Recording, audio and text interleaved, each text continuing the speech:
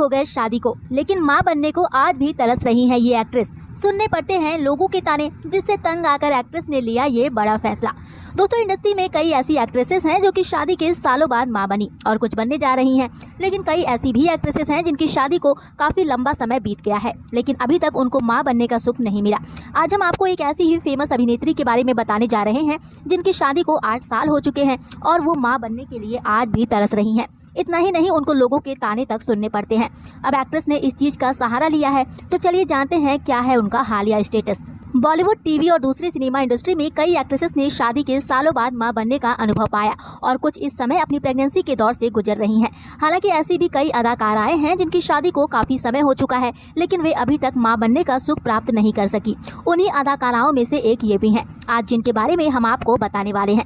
ये पिछले 7-8 सालों से मां बनने के लिए तरस रही हैं। जी हाँ, हम यहाँ हिंदी सिनेमा से लेकर भोजपुरी इंडस्ट्री में अपने दमदार अभिनय का जलवा बिखेर चुकी फेमस एक्ट्रेस और यूट्यूबर संभावना सेठ के बारे में बात कर रहे हैं। उन्होंने अपने करियर की शुरुआत एक मॉडल के तौर पर की थी। वहीं कई सालों तक मॉडलिंग करने के बाद संभावना ने साल 2001 में हिंदी फिल्म पागलपन से अपना बॉलीवुड डेब्यू किया था। इस फिल्म में एक्ट्रेस सपोर्टिंग रोल में नजर आई थी। इसके बाद उन्होंने कई फिल्मों में काम किया है।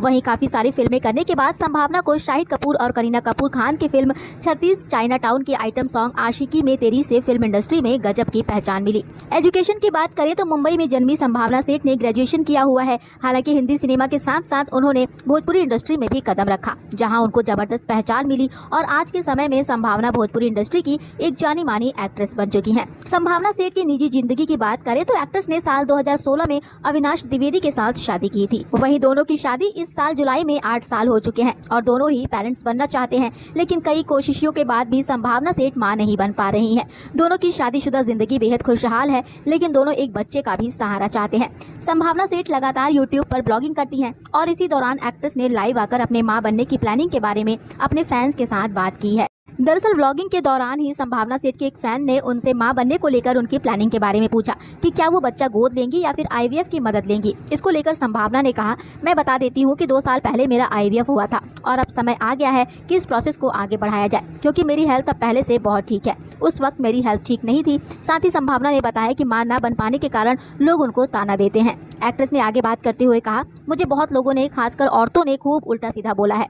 मुझे ये बोला गया कि मैं मां नहीं बनना चाहती, मुझे बच्चा ही नहीं करना है, लेकिन ऐसा नहीं है। हम आगे बढ़ रहे हैं, आईवीएफ का प्रोसेस चल रहा है।